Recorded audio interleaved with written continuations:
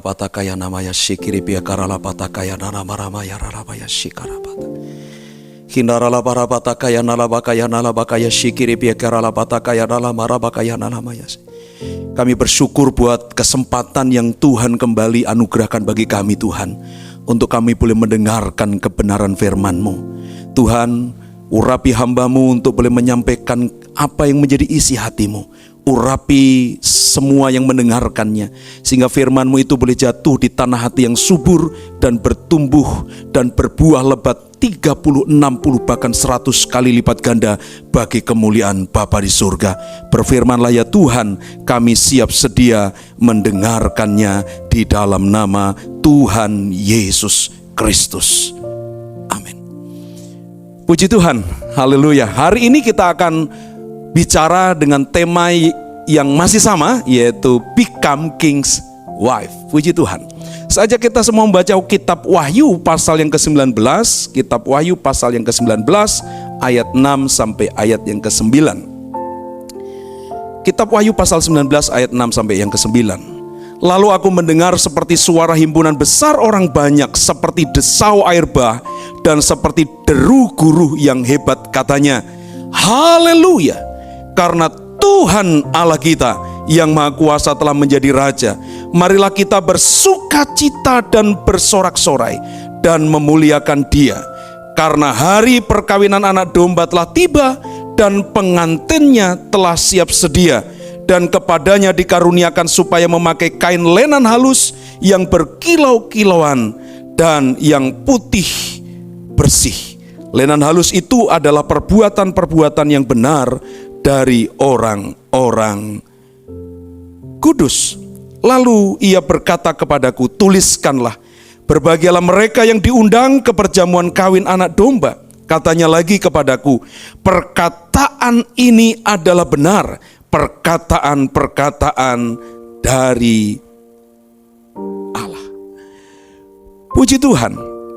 Untuk menjadi seorang mempelai ada undang-undang di negara kita Indonesia. Dan undang-undang itu beberapa kali mengalami revisi, dan yang terakhir untuk batas usia seseorang dapat menikah. Menurut Undang-Undang nomor 16 tahun 2019, batas umur perkawinan diizinkan apabila laki-laki dan perempuan sudah mencapai umur 19 tahun. Artinya apa?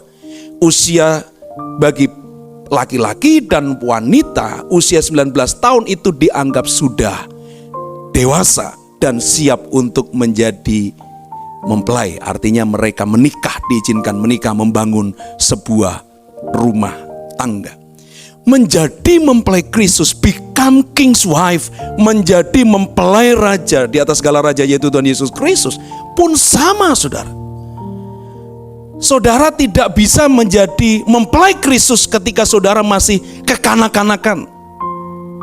Saudara tidak bisa menjadi mempelai Kristus ketika karakter saudara masih childish, ngambekan, baperan, ya kan, tersinggungan. Tidak bisa. Karena syarat menjadi mempelai Kristus itu harus seseorang yang sudah dewasa dalam Kristus. Untuk menjadi mempelai Kristus, firman Tuhan tadi katakan harus sudah siap. Kategori siap ini tadi adalah harus mencapai kedewasaan. Ada 3 golongan manusia. Golongan manusia yang pertama adalah manusia yang tidak rohani, atau dengan bahasa lainnya psukikos. 1 Korintus pasal yang kedua ayat 14 dikatakan, tetapi manusia duniawi tidak menerima apa yang berasal dari roh Allah, karena hal itu baginya adalah suatu kebodohan, dan ia tidak dapat memahaminya, sebab hal itu hanya dapat dinilai secara rohani. Kemudian golongan manusia yang kedua adalah manusia yang belum dewasa rohani, atau dengan bahasa lain sarkikos. 1 Korintus 3 ayat yang pertama firman Tuhan katakan, dan aku saudara-saudara pada waktu itu tidak dapat berbicara dengan kamu seperti dengan manusia rohani, tetapi hanya dengan manusia duniawi yang belum dewasa dalam Kristus. Dan golongan manusia yang ketiga adalah manusia yang dewasa rohani, pneumatikos. 1 Korintus 2 ayat 15. Tetapi manusia rohani menilai segala sesuatu, tetapi ia sendiri tidak dinilai oleh orang lain. Tadi di bagian yang kedua dikatakan 1 Korintus 3 ayat 1, dan aku saudara pada waktu itu tidak dapat berbicara dengan kamu seperti dengan manusia rohani, tetapi hanya dengan manusia duniawi yang belum dewasa dalam Kristus. Perhatikan kata ini. Rasul Paulus mengatakan kepada jemaat di Korintus bahwa pada waktu itu Rasul Paulus tidak bisa bicara kepada jemaat di Korintus dengan manusia rohani, tetapi dengan manusia duniawi. Karena apa? Mereka pada waktu itu belum dewasa dalam Kristus. Artinya ketika saudara dan saya menjadi mempelai Kristus, syarat dewasa dalam Kristus harus saudara dan saya penuhi. Tidak bisa sekali lagi kalau saudara masih kanak-kanak atau bahkan manusia duniawi, tidak bisa menjadi mempelai Kristus. Tetapi saudara dan saya harus menjadi manusia yang dewasa rohani. Dan pertanyaannya adalah, bagaimana saudara dan saya menjadi siap? Artinya siap menjadi mempelai Kristus. Yang pertama, saudara dan saya harus mencapai yang namanya kedewasaan penuh. Kedewasaan penuh. Efesus pasal yang keempat, Efesus pasal yang keempat ayat 11 sampai 16 saya akan bacakan bagi kita semua. Dan ialah yang memberikan baik rasul-rasul maupun nabi-nabi, baik pemberita-pemberita Injil maupun gembala-gembala dan pengajar-pengajar, untuk memperlengkapi orang-orang kudus bagi pekerjaan pelayanan, bagi pembangunan tubuh Kristus, sampai kita semua telah mencapai kesatuan iman dan pengetahuan yang benar tentang anak Allah, kedewasaan penuh dan tingkat pertumbuhan yang sesuai dengan kepenuhan Kristus. Sehingga kita bukan lagi anak-anak yang diombang-ambingkan oleh rupa-rupa angin pengajaran, oleh permainan palsu manusia dalam kelicikan mereka yang menyesatkan. Tetapi dengan teguh berpegang kepada kebenaran di dalam kasih, kita bertumbuh di dalam segala hal ke arah Dia, Kristus yang adalah kepala. Daripadanya lah seluruh tubuh yang rapi tersusun dan diikat menjadi satu oleh pelayanan semua bagiannya, sesuai dengan kadar pekerjaan tiap-tiap anggota, menerima pertumbuhannya dan membangun dirinya dalam kasih. Ini yang menarik, menjadi dewasa dalam Kristus itu syarat utama menjadi mempelai Kristus. Dan dikatakan orang yang dewasa penuh, memiliki kedewasaan penuh, itu mengalami pertumbuhan yang sesuai dengan kepenuhan Kristus. Artinya apa? Saudara bukan lagi kanak-kanak. Kepenuhan Kristus itu kasih Kristus memenuhi kita. Kepenuhan Kristus itu artinya apa? Karakter Kristus memenuhi kita. Kita mengenakan pikiran dan perasaan Kristus, sehingga yang nampak Tuhan melihat kita, melihat dirinya dalam diri kita. Orang-orang di sekitar kita melihat Kristus di dalam diri kita. Inilah yang dikatakan mencapai kedewasaan penuh. Dan ini dikatakan tadi di ayat yang ke-11 dan 12. Dan Dia ialah yang memberikan baik rasul-rasul maupun nabi-nabi, baik pemberita-pemberita Injil maupun gembala-gembala dan pengajar-pengajar. Untuk apa? Memperlengkapi orang-orang kudus bagi pekerjaan pelayanan, bagi pembangunan tubuh Kristus, sampai kita semua mencapai tadi kesatuan iman, kedewasaan penuh, pertumbuhan ke arah Kristus, pertumbuhan sesuai dengan kepenuhan Kristus. Supaya apa? Supaya saudara dan saya ini terus diproses, dibentuk. Untuk menjadi dewasa saudara harus memiliki telinga seorang murid dan hati seorang hamba. Artinya izinkan Roh Kudus mengajar kita. Melalui apa? Firman yang kita renungkan, firman yang kita dengar dari gembala-gembala, dari rasul-rasul, dari nabi-nabi, dari pemberita-pemberita Injil, dari pengajar-pengajar. Kita harus buka telinga kita lebar-lebar untuk setiap kebenaran firman Tuhan. Kita harus membuka hati kita untuk apa? Dikoreksi, ditegur, dinasihati, supaya kita ini menjadi pribadi yang dewasa.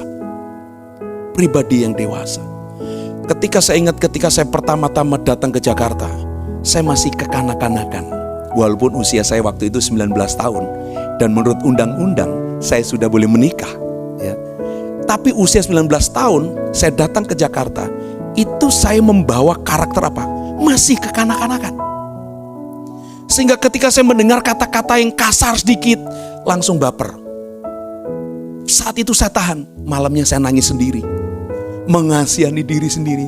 Ya nasib, ya nasib, ya nasib. Itu ciri-ciri apa? Kanak-kanak yang gampang perasaannya diombang-ambingkan oleh situasi keadaan. Mempelai tidak bisa demikian, saudara. Coba kalau seorang suami punya mempelai wanita yang masih kekanak-kanakan, dikit-dikit ngambek, terus kemudian nyanyi pulangkan saja aku ke rumah orang tuaku, ya repot. Kalau seorang mempelai wanita masih kekanak-kanakan, pasti tidak akan layak dan memenuhi syarat untuk menjadi mempelai Kristus. Olehnya untuk menjadi mempelai Kristus kita harus siap dengan cara apa? Mencapai kedewasaan penuh, yaitu memberi telinga seorang murid, memberi hati seorang hamba, terus mendengar pengajaran-pengajaran kebenaran firman Tuhan, dan mengizinkan hati ini terus diproses, dibentuk, dikoreksi, walaupun gak enak. Gak enak. Paling enak itu kalau dipuji, saudara, ya kan? Paling enak itu kalau dengar sanjungan. Contohnya, ya kan? Ada di sini namanya Sis BK Maria Masih. Sis BK, suaramu bagus. Kamu memang cocok jadi worshiper, cocok jadi pemimpin pujian. Tapi kemudian, wah, BK akan mengembang ke kanan ke kiri, ya kan? Karena senang pujian. Tapi kemudian ketika dikoreksi, Sis BK, suaramu sih memang bagus, tapi lebih bagus kalau kamu diem. Wah, itu sakit, saudara. Memang kalau dikoreksi itu gak enak. Tapi tidak ada cara lain untuk saudara dan saya siap menjadi mempelai, mencapai kedewasaan penuh, kalau saudara dan saya tidak memberi diri diajar, dikoreksi, dinasehati, supaya apa? Jadi dewasa.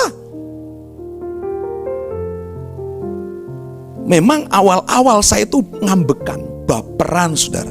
Datang ke Jakarta itu bicara 31 tahun yang lalu ya. Tetapi kemudian ketika saya berdoa, saya tuh sering dengar suara yang lembut. Saya tuh background bukan karismatik, pentakosta, karunia roh itu belum. Tapi saya kok tiap kali berdoa itu ada seperti suara yang lembut. Aku izinkan kamu mengalami semua ini, supaya kamu menjadi pribadi yang kuat. Supaya kamu siap memenuhi panggilanku, penggenapan rancanganku atas hidupmu. Itu terus saya dengar. Sehingga ketika besoknya saya ditunjuk-tunjuk, maaf ya, ada kata kasar nih, dasar belu, otakmu dideng gitu. Gak tahu maksud saya, gak usah saya panjangin ya. Itu ketika keluar kata-kata itu ke saya kemudian tidak sebaper yang pertama. Kenapa? Ini bagian bagi saya. Bagian bagi saya untuk diproses, dibentuk. Untuk saya semakin menjadi pribadi yang siap memenuhi panggilan Tuhan. Nah, apalagi menjadi mempelainya. Syaratnya sangat tinggi, mencapai kedewasaan penuh. Dan itu prosesnya gak gampang. Sakit, saudara. sakit, perasaan kita sakit, daging kita sakit dimatikan, diremukkan kadang harga diri kita, ego kita diremukkan, sehingga yang ada bukan lagi ego kita, keinginan kita, kepentingan kita, kemauan kita, tetapi dikatakan tadi, kita ini menjadi mencapai kedewasaan penuh dan tingkat pertumbuhan yang sesuai dengan kepenuhan Kristus. Artinya gak ada ego kita lagi, gak ada kepentingan kita lagi, gak ada hawa nafsu kita lagi, gak ada baper-baperan kita lagi. Kedewasaan penuh itu sampai di mana? Kepenuhan Kristus kita. Jadi gak ada tempat. Kepenuhan Kristus itu kalau sebuah wadah ya, sebuah botol atau botol terisi penuh dengan air yang murni dan kemudian ditutup, tidak ada ruang hampa, tidak ada ruang kosong. Artinya sudah tidak ada tempat bagi kotoran masuk. Kalau saudara suka naik angkot, kalau ini zaman dulu ya, naik angkot apa, maka kadang saya dulu waktu kuliah itu, saya kalau mau pergi pelayanan suka naik angkot juga di sebuah pasar ya. Saya suka nyegat dengan melambaikan tangan begini. Tapi kemudian kok dilewatin saja. Ternyata angkotnya sudah penuh. Tidak ada tempat lagi buat saya masuk. Sehingga sang sopir angkot tidak mengizinkan orang lain lagi masuk ke mobilnya. Demikian juga menjadi mempelai Kristus itu, kita mengizinkan diri kita diproses, diajar, dibentuk, dikoreksi, yang memang itu sakit memang bagi daging kita. Tapi tujuannya supaya apa? Kita mengalami pertumbuhan di mana kita kepenuhan Kristus. Sehingga gak ada tempat lagi, sampai gak ada tempat lagi. Kapan itu Pak? Sampai gak ada tempat lagi buat ego saya, buat perasaan saya, buat harga diri saya, buat kepentingan diri saya sendiri. Kapan itu Pak? Sampai Tuhan Yesus datang menjemput kita. Artinya setiap hari kita terus izinkan Roh Kudus, firman-Nya itu mengajar kita, memproses kita. Sakit memang, tapi tidak ada cara lain. Izinkan Tuhan memproses, membentuk kita sampai kita mencapai kedewasaan penuh dan kita mengalami pertumbuhan ke arah kepenuhan Kristus. Dan di ayat yang berikutnya tadi dikatakan, di ayat yang ke-15, tetapi dengan teguh berpegang kepada kebenaran, di Efesus 4 ya, ayat yang ke-15, tetapi dengan teguh berpegang kepada kebenaran di dalam kasih kita, bertumbuh, diulangi lagi, di dalam segala hal ke arah Dia, Kristus yang adalah kepala. Memang tujuan pertumbuhan kita adalah kedewasaan penuh, di mana kita mengalami kepenuhan Kristus. Dan pertumbuhan kita itu bukan ke arah yang lain, tetapi ke arah Dia, Kristus yang adalah kepala. Kristus yang adalah mempelai pria kita. Jadi kepenuhan Kristus itu sampai kemudian kita hanya, di pikiran kita hanya apa ya yang Tuhan mau. Di hati kita selalu setiap hari tanya apa ya yang Tuhan mau. Dan ini harus terus diproses hari demi hari sampai kita mencapai kedewasaan penuh. Tanpa kedewasaan penuh, saudara dan saya hanyalah anak-anak yang diombang-ambingkan oleh rupa-rupa angin pengajaran, oleh permainan palsu manusia, dikatakan dalam ayat yang ke-14, dalam kelicikan mereka yang menyesatkan. Saudara tidak akan pernah mencapai kepenuhan Kristus, kedewasaan penuh itu. Dan pasti saudara dan saya tidak akan pernah bisa menjadi mempelai Kristus. Yang kedua, yang terakhir yang ingin saya sampaikan adalah ayat yang ke-9, ayat yang ke-8. Dan kepadanya dikaruniakan supaya memakai kain lenan halus yang berkilau-kilauan dan yang putih bersih. Lenan halus itu adalah perbuatan-perbuatan yang benar dari orang-orang kudus.